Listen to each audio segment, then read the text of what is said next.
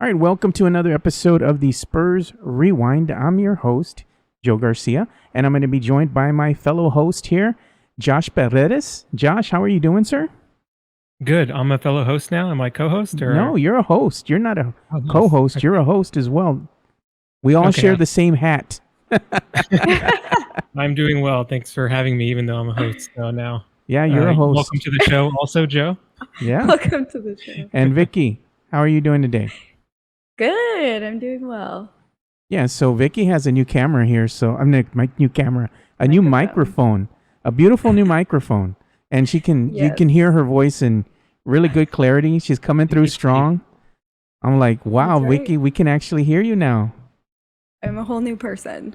A whole new person. This is a whole new you. Yes.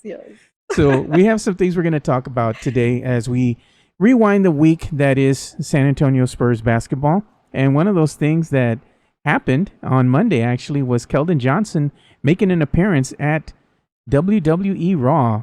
WWE made an appearance here for Monday Night Raw in San Antonio, Texas, and they had San Antonio's very own Keldon Johnson, the Olympic gold medal winner, still sporting his Olympic gold around his neck. And Keldon is just enjoying life. He's enjoying his best life right now. I think everybody was really happy to see him. For those of us who actually tuned in on Monday to watch Monday Night Raw, it was kind of a surprise to see Keldon in the vicinity of all the other patrons there. And they actually showed him on TV and they kind of talked with him a little bit. And that was fun, especially if you're a wrestling fan and a Spurs fan. What did you think about that, Vicky? I don't know if you're a WWE gal, but what did you think about Keldon? I'm not typically into wrestling. I saw it on Twitter after it happened, and I was just like, "Oh, that's cute." Like, I don't know, Keldon's just so cute. Like, he's such a cute little baby, like the baby of the Spurs. I feel like. So I was excited to see him, and then wearing his gold medal. Just really repping San Antonio, repping the Spurs and Team USA.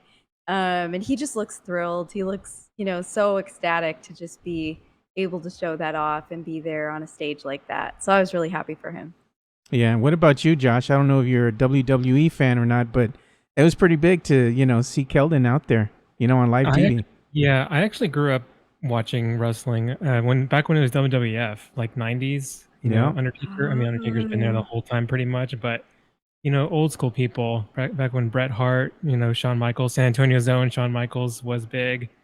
I was big into wrestling. I had gone to some live events, but this was like, in the 90s.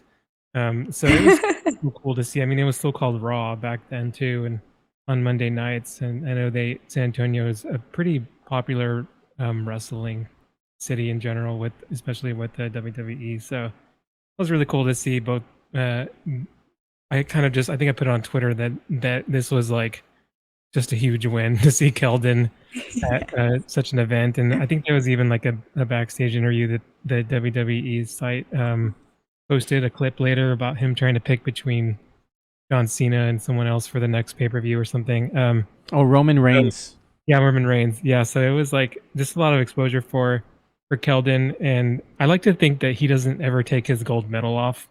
Like he hasn't taken it off since he got it, which I wouldn't do either. He might be playing with it on next year. We'll see. Maybe he could use it in some ways. I thought that the whole thing is just awesome. He's just having the time of his life, and he deserves it, man. He as little as he played, Draymond said his energy was what they needed. Like he had the most energy on the team. He had that great exhibition game, and Pop even called it out that there were people saying some people didn't deserve to be there. Well, they still got it done, so he's forever going to be a gold medalist, and that's awesome. Yeah, I think that's the next topic that we need to kind of address here is the comments of one Coach Gregory Popovich. Coach Pop, I kind of like this gangster Coach Pop coming out here because he was in the locker room, right? And it was something that JaVale McGee had taken footage of, and I believe all the other news outlets rolled with it. They rolled with JaVale McGee's footage, and they also cited that they saw it on @dismain as well on Twitter, who posted the video as well. And Coach Pop is just addressing Team USA and kind of telling them, hey, we've had a lot of naysayers since we first started this. Some of these guys that first started with Team USA, they're not with us right now because they couldn't continue because of COVID. They came down with COVID and they had to, you know, stop their stint short with Team USA. They went ahead and put together a ragtag group of people based on who they had available. And like Coach Pop went on to say in his speech, some of them they said didn't belong here. And I think he was making a pop or a jab at them saying, JaVale McGee didn't believe, a lot of people didn't believe he belonged there, and neither did Keldon Johnson. And they said the only reason he's there is because of his affiliation with one Greg Popovich, which was not the case. Greg Popovich can recommend, but basically at the end of the day, there are other parties involved that actually have the final say and who's going to move forward with the team. So I think Greg Popovich addressed the team very nicely once they won their gold medal, and he's kind of to the extent of saying, regardless of what they said about us, we were still able to win, and how the F do they like us now? And I was like, Coach Pop, spitting that fire, man, and everybody in the locker room loved it. I mean, what did you think about that, Josh? I mean, thank God JaVale did go to the team, because without him, we wouldn't have had that footage to grace our life for the rest of it. I thought it was fantastic. I want to shout out Dylan at Project Spurs, our social media guy. He was the first one I saw post it. I'm sure there were others before, but I know it went on McGee's YouTube, and he quickly had it up, and of course got a lot of traction on it. And that's the first time I saw it, so of course I had to go watch the whole video myself. And there's a lot more Keldon goodness in there with him spraying the champagne and people asking, "What are you doing?" And I just thought the Coach Pop part was fantastic. You can tell how much it meant to him, and even leading up to that, he kind of gets emotional, saying that this is the best he's ever felt in basketball, and this is coming from a guy that's won 5 championships in different eras with different rosters. So, and that's kind of similar to how I felt when they won gold. I was through the roof, man. I felt like it was another championship, like a Spurs championship, and I was just to see him embrace it that much and be that excited about it and tell the haters off. That was a big part of why I was so excited, because if they didn't win, then they would all be proven right, and instead they'll forever be wrong and have to hold that held over them by people like me. They won't let it go. It would have been better if he would have addressed Kendrick Perkins specifically. Yeah, well, at least Draymond and Durant did directly after the game, which was hilarious. But he loves attention any way he can get it. So it's probably better that he didn't, because then Perkins would be like, "Well, Pop, I was in Pop's mind in the biggest moment." It's like, right. Yeah. So good. Pop knows what he's doing. Don't call people out. They know who they are, and we all know who they are. So very well done, Pop. And I'm looking forward to all the merchandise that'll come from that quote. I would wear the shirt proudly. Yeah. Yes. I don't know if they'll let me into the AT&T Center, but I would wear that shirt. And Vicky, what did you think about the comments? What did you think about this new Coach Pop, who kind of showed some personality? I loved it. I loved seeing it too. It's so funny because I think everybody sort of thinks of Pop as like this stone-faced leader who's, nothing affects him, words don't affect him. He's just very, he looks so serious all the time. And sorry, my Mac started acting all weird.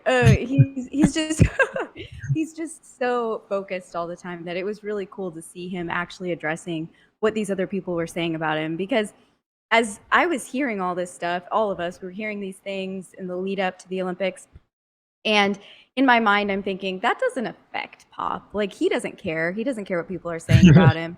And then to see this, like, it actually did affect him.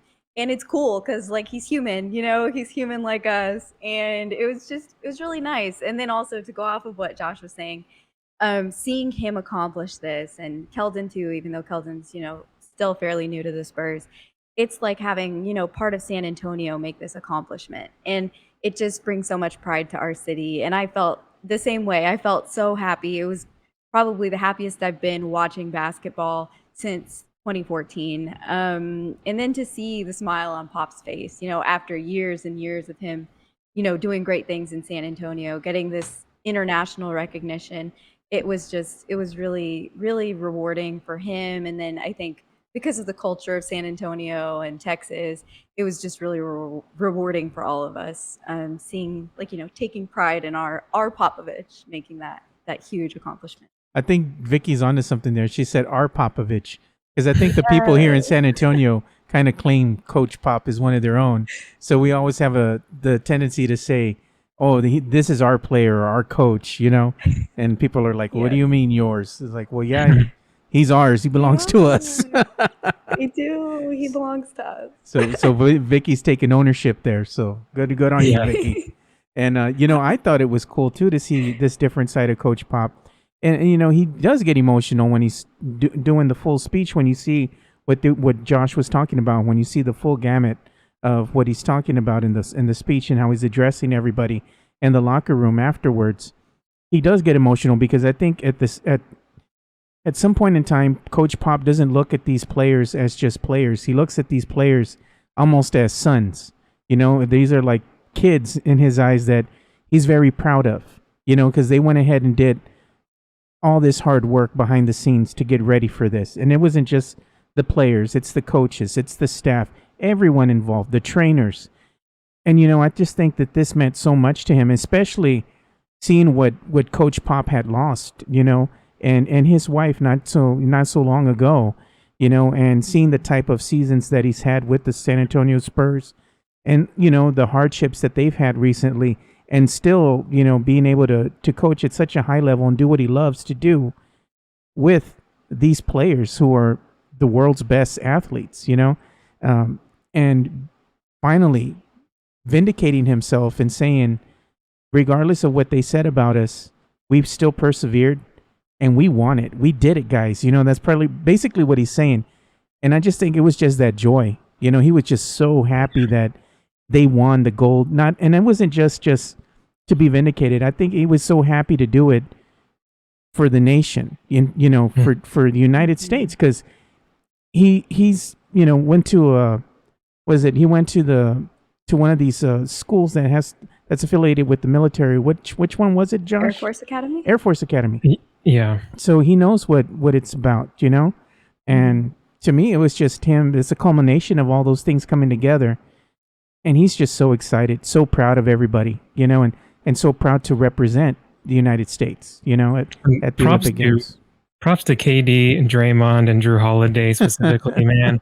Thank you for doing what you did for Pop, because I didn't like two or three of you very much before for personal reasons. But since you guys did that, you're perfectly fine in my book. So. Yeah. Thank you for that, especially Durant. That's the thing, though. That's the thing, though. Like, without you.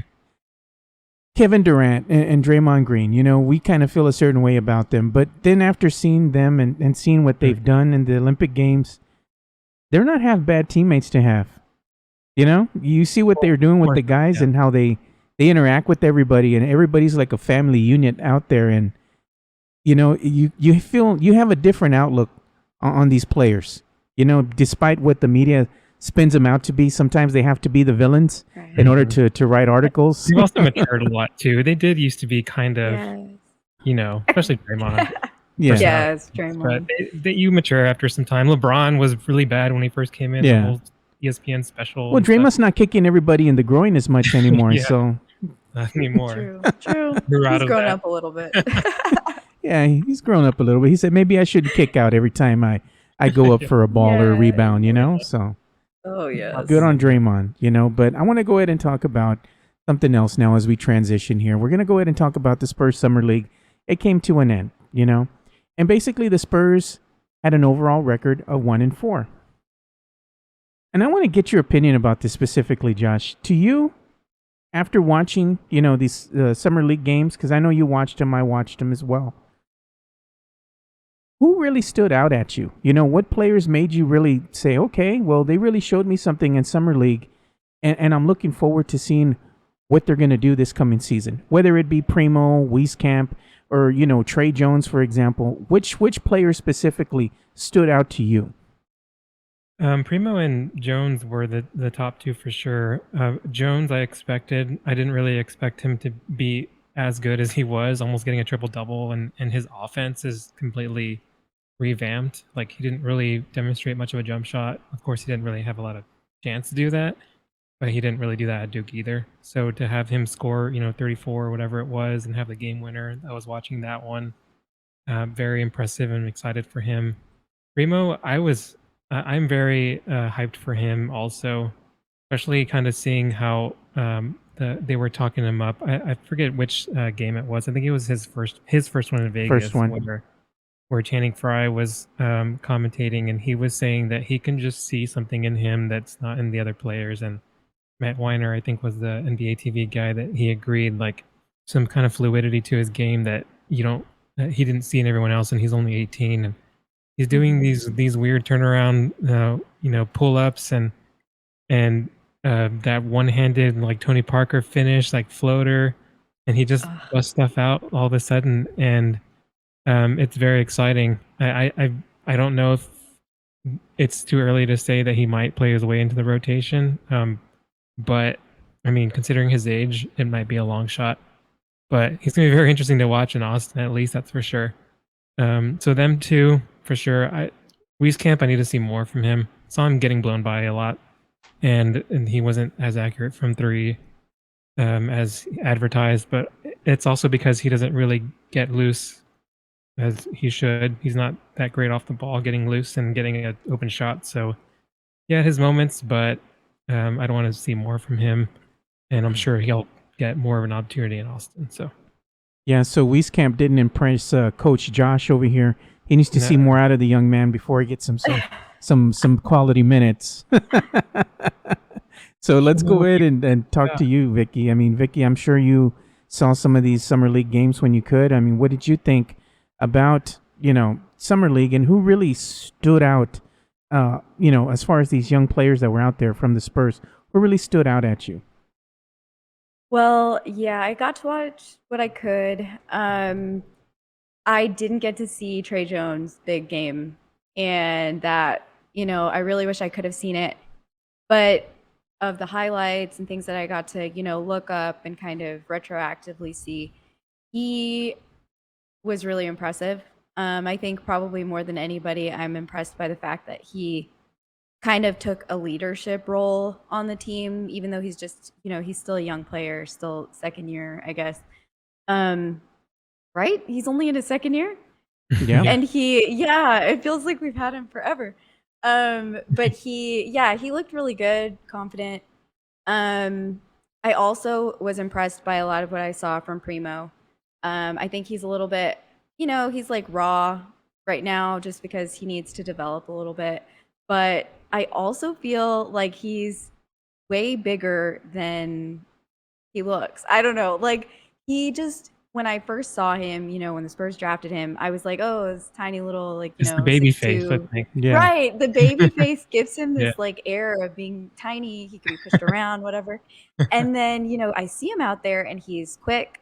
He's got really nice footwork. I really like the step back, jumpers that he's doing and stuff that's just really like, he's just really in tune with his style of play already.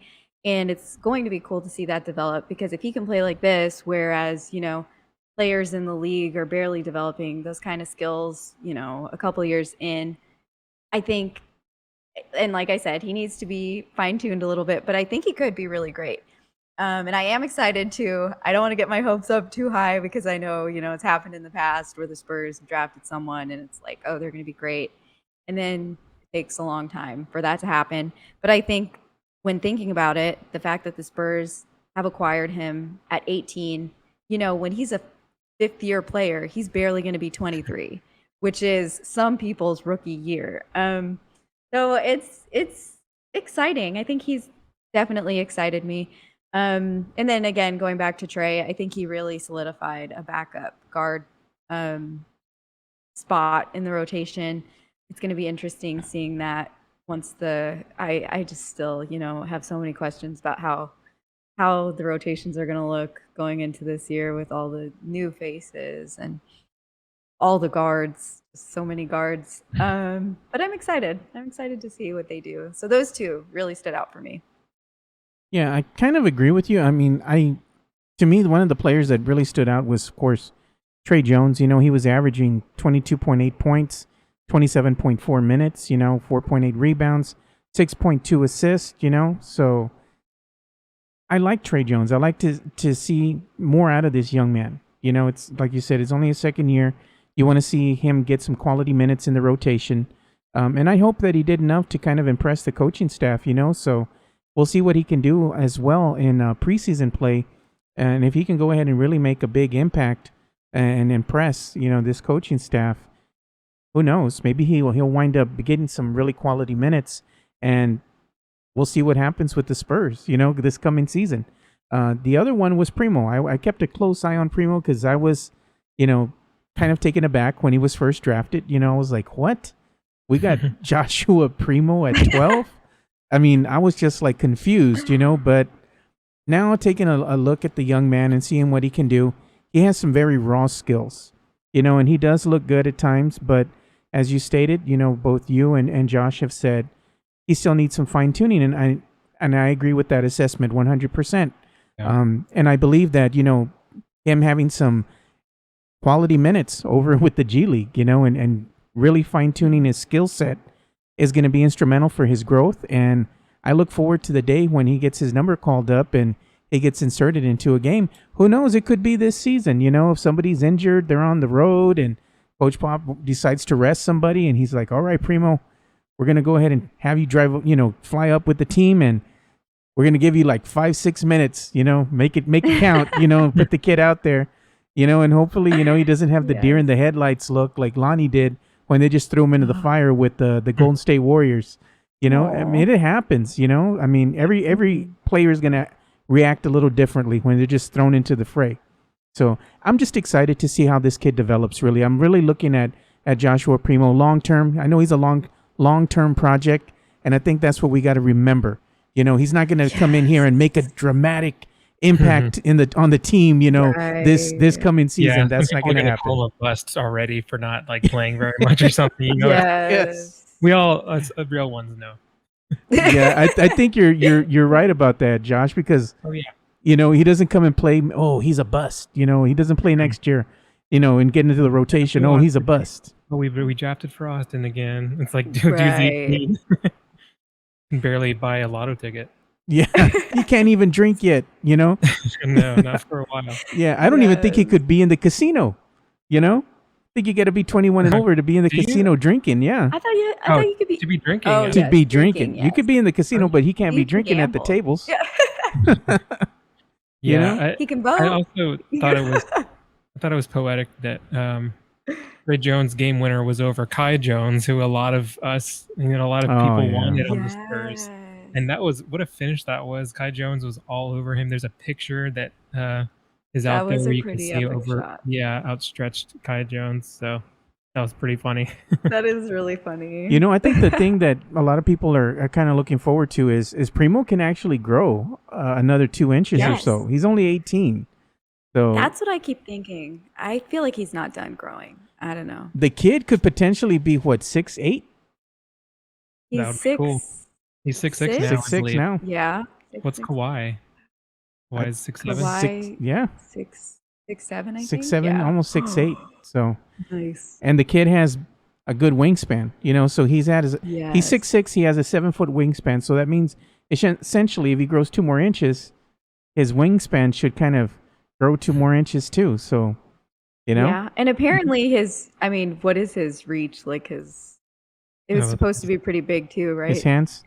His hands. I think so. Yeah, like his Hand hands. span? I don't know what you call that. Yeah, I don't know what you call it. But I think he was already being compared to Kawhi. Yeah, we Like need now. to research the best growth hormones. Just maybe I give know. him an extra push and get his address. Everything. Right. Vicky wants to know what size, what your hand size is. Yes, probably like I don't Right. know, 2 of mine. That's gonna be Why is the this just ridiculous though? right. That's what Vicky will be asking him if she ever sees him in person. What is your hand size? know. Can I measure your I'll hands? just be like, can I? They used to have those basketballs at the AT&T Center with Oh the. yeah. Do you remember Oh, that? yeah. The hands. I remember. I remember putting Yeah. mine on Tim Duncan's, and it fit inside the palm of his hand. And I was like, that was before we had Kawhi, so I wonder what that would have been. And then now I'm thinking of this kid. That's just Oh, there you go. that's crazy. Yeah. So Yen talk. The thing is like, everybody looks at the Spurs summer league, and they look at seeing, okay, team finished 1-4. What does this mean? We couldn't even win a game. Why didn't we win more games? Look, man, at the end of the day, we all know this is just like a developmental league. You're Yes. trying to see the development of your said players and what they can maybe potentially offer the team in the upcoming season. Are they going to be G League material? Are they going to be able to get a roster spot during preseason? It's kind of like a gauge to see the development of your younger players and see where they're at right now. Wins and losses don't really count, so much as a development does. So that's what the summer league is for. So I think if people I don't, mean, Sacramento won a title, so that kind of tells you. I know. and they were We need playing to the Celtics, which they blew out in the championship game. Yeah, that tells you what we need to know about the actual results. And I guess also, like, if we think back, Kyle Anderson was MVP once, right? Yeah. I mean, There you does go. that say anything? But about- Becky Hammonds counts. That one was legit. Yes, that counts. That does count. We're not biased at all. Yeah. We're not biased, not at all, not one bit. But I think one thing we need to talk about too is what happened with the NBA when they released their opening day schedules. The Spurs. I guess it's expected. The Spurs got snubbed on opening day. Man. Yeah, yeah. I didn't expect anything. I didn't expect them to get a national. They didn't last year either, No, right? they had none. They had one that was a last minute replacement. And it was I believe. yeah, It was last minute, and it was against added. the Rockets, and they lost to the Rockets, even though the Rockets had like 3 guys. Yes, Yeah. that's right. So not a great look when you Oh. get one national game that Yeah. happens. Not surprising at all. So tip off for the NBA season will occur on Tuesday, October the 19th, and it will be starting with the Nets and the Bucks facing each other, to nobody's surprise. You want some high profile teams. The game is going to be, of course, on TNT, and it's scheduled to start at 6:30 p.m. our time, 7:30 p.m. Eastern Standard Time. The second game on the docket is going to be the Golden State Warriors versus the Los Angeles Lakers. Again, both, big market, high profile teams. That's going to be the late tip starting at 9 p.m. Central Time, 10 p.m. Eastern Standard Time. The Spurs not, getting a nationally televised game on opening day doesn't really surprise me, or shouldn't surprise anybody else. But then we go deeper, and they opened the opening week schedule, for the national TV docket. And of course, this is going to be like TNT, ESPN. And you have the opening games that we talked about on the 19th. Then on Wednesday, October the 20th, you're going to have the Celtics at Knicks, the Nuggets and the Suns. That's on Wednesday. On Thursday, you're going to have the Mavericks and Hawks, the Clippers, the Warriors. Of course, they're going to show the Warriors more than once in the week. Same thing going on here for the Friday on October the 22nd. They have the Nets versus the Sixers, the Suns versus the Lakers, of course. And even going deeper than that, they had even the schedule was released for the Christmas games, and unfortunately, the Spurs are not on the docket for playing on Christmas Day like they once were. On Christmas Day, we have the early game, which is going to be the Hawks and the Knicks. Then we have the Celtics and the Bucks, the Warriors and the Suns, the Nets and the Lakers, the Mavericks and the Jazz. Yeah. No Spurs in there anywhere. Same. Same Teams all the time. It is what it is at this point. There's not going to be any Christmas Day jerseys. They're not going to be opening presents and then going directly to the AT&T Center yet again. The team has missed the playoffs the last 2 seasons, so really shouldn't come as a big surprise to Spurs Nation, or Spurs fans out there. We'll go ahead and go with you, Vicky. What do you think? I mean, are you surprised or you disappointed?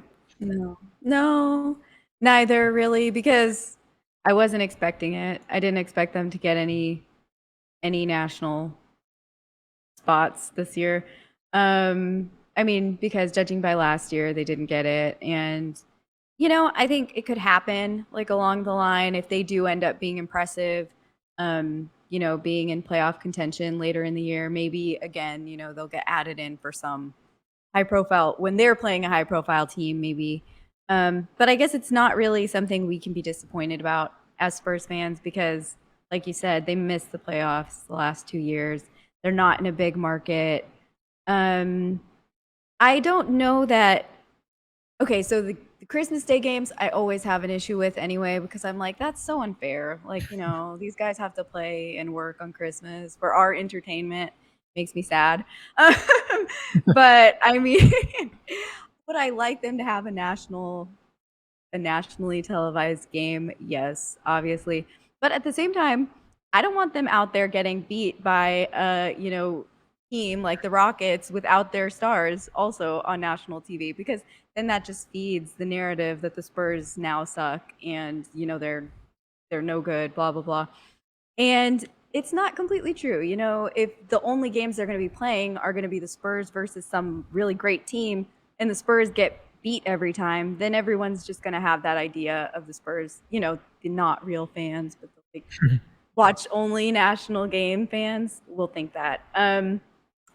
So I don't mind. I think, the Spurs just need to do what they can, own it. Maybe a couple years, maybe they'll get back to that status. It all depends. I think if they're able to get back into being super competitive and making the playoffs, which I'm just really hoping for this year. But we'll see. And what about you, Josh? Surprised, not surprised, angry? How are you feeling? Not surprised, not angry, not disappointed.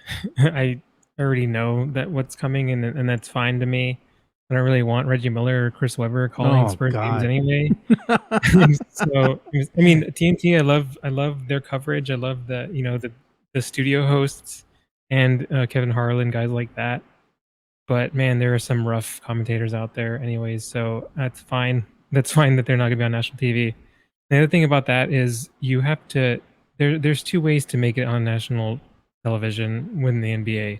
You either earn it by being a good playoff team, perennial, or you're in LA or you're in a big market. New York. Yeah, New York, Yeah. or Brooklyn now, or you have stars. I guess there's a third one. They're not gonna do Kevin Durant versus Derek White this Friday night. Like the Spurs don't really have that name right now. Or DeJounte Murray maybe is Right. the most recognizable name at this point, or just say Coach Pop versus whoever. Like, so I understand it, and it's fine, and they have to earn their way back into the graces of getting national TV coverage, because right now what they played last season wasn't that fun to watch, honestly. And until it is, then they're gonna be getting kind of hosed on these national games. But I mean, being in San Antonio, it doesn't affect me at all. So that's perfectly fine with me.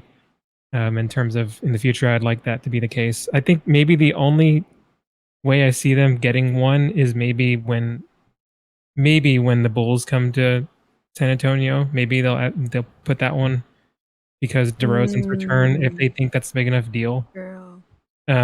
Otherwise, I don't really see it happening. Maybe they'll sneak one in, or maybe have some on NBA TV.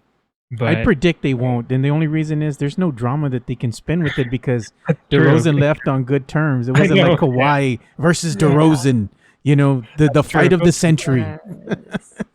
Yeah, that's the other thing about the Spurs. They don't really have a lot of drama besides after Kawhi, of course. That was the biggest one. And I know those games are always advertised, and the Spurs would usually whoop them for the first few. But if there's no drama in there, they might not. But if I had to put money on one, maybe that's the one. Or Patty Mills return to San Antonio. I was going to say NBA TV. But it's a long shot, and they'd have to have nothing else going on that night, probably no Durant or Curry. Yeah, we're gonna go ahead and segue here to the last segment of the Spurs Rewind for this episode.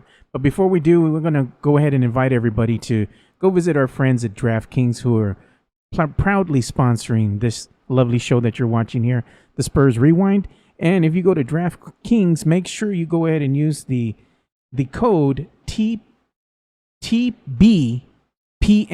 Again, that is TBPN to go ahead and place your bets, and you can win.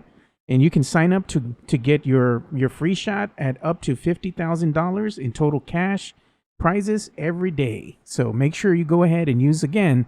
That promo code is TBPN. And thanks to DraftKings for sponsoring the Spurs Rewind. So as we come to our last segment of the day here, we're going to go ahead and talk about one Luka Samanic, which video surfaced of him working on his shot, his 3-point shot, and it was on his Instagram, and he looked good. I mean, the kid's busy in the gym working on his game. Same thing with one Lonnie Walker. Lonnie Walker was posting a video of him working out in the gym, taking shots, kind of going up against it looked like, a trainer, kind of helping him work on his fundamentals of the game, certain aspects of his game. And I got to tell you guys, you look at Luka Samanic, who is not a rookie anymore, and then you look at somebody like Lonnie Walker, again, not a rookie anymore. The question is, do we need to see something out of both these players this coming season as far as consistency goes? Because we have not seen that so far. Luka, we saw him play sparingly, and then when he was given the opportunity, he didn't look very good, but he made a dramatic improvement, from where he was in the beginning of the season and to where he's finished at the end of the season. I'm looking to see if he's going to come out and show me something, show me some consistency. Same thing out of Lonnie Walker. For all his athletic ability, his speed, and everything, he's just a little out of control at times, and his dunks that he misses, they look fantastic. He's in the open court. The kid looks great. I mean, he's beating everybody. Sometimes, I swear. Yeah, I mean, he's beating everybody, and then when he jumps, and his head is higher than the rim, and he has a wide open layup, and he misses. That's heartbreaking. I just need to see. I'm asking the question: what do you guys need to see out of these players, both Luka and Lonnie, this season? And if they don't show you consistency, what does that say about these players? And we'll start with you, Josh. I think you made a great point about Luka specifically, that there was kind of a switch. When he had that stint in the G League, it was only a couple games, but then he came back and all of a sudden he actually looked interested and aggressive. And I noticed that he surprised me in a lot of ways. Even on the defensive end, like with his lateral movement and like crowding to the corners and closing out on people, showing a lot after that little stint in the G League. And he just needs to keep that up all the time. There were times where he had his head down or, kind of seemed disinterested when he first kind of came in the league. And maybe some of that is due to not getting enough playing time.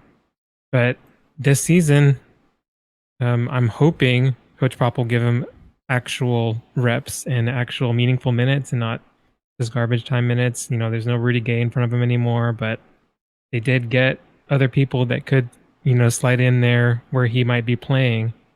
So out of him, I just want him to show his same aggressiveness. If he doesn't get the opportunity, that just means maybe Coach Pop is done giving him. He doesn't believe in him. I don't really know if he's really given him a fair shot, honestly.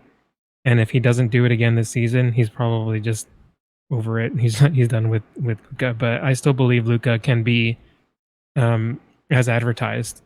And I think he was the 19th pick or something. I still think he has all his abilities. I just don't want it to be somewhere else. But at the same time, when he does, I hope he does get the minutes he should be getting. And if he does, he needs to make the most out of them with his effort, even if his shot's not going down. Lonnie, he has a contract year coming up, I believe. So he is probably going to be going all out, whether it's going to be in the future with the Spurs or someone's going to give him a payday after the season. I expect him to be one of the top 2 or 3, leading scorers on this team. That's how talented he is. And now he has free reign because it's kind of just chaos out there with this roster. There's not DeMar to just back down everybody or Rudy Gay to take like weird 18 seconds off the clock and shoot a fadeaway anymore. Sorry, be kind, Josh. Be kind. I know it was your birthday recently. I'm sorry, but you know what I mean. It was frustrating to watch sometimes, and we're not going to see that anymore. I'm sure now it's going to be replaced by, oh my god, all these young guys. What are they doing? Like they don't have any vet presence to. There's always going to be a problem. But oh no, the new scapegoat now is going to be good old Bryn Forbes. That's true. That is true, and another guy that could take away from Trey Jones, when it's time and it's his time. So going to be a lot to it. I recently published something about errors Coach Pop needs to avoid, and one of them was playing Forbes too much and over Trey. Another one was forgetting about Luca. So Yeah. yeah, when we do my plugs, you can check that out later. But there's a lot of things to address, and I still believe in both of them. I hope they both get the opportunity they should get, and if they don't make the most of it, then I would be okay with Moving on. moving on from Yeah. So we're gonna go to you, Vicky, and I'm asking a tough question. It's not that I'm hating on Luca or I'm hating on Lonnie. I'm just at the end of the day, you just need to see a little bit more out of these players because they're not rookies anymore. So, Vicky, Mhm. what is your assessment of both these players for the upcoming season? What do they need to show you? Well, like it is a tough question, but the writing's been on the wall, I think, since the season ended, that those two players, in my opinion, and I think in everybody's opinion, are the ones that are going to have to start stepping it up, or they're no longer going to be a Spur.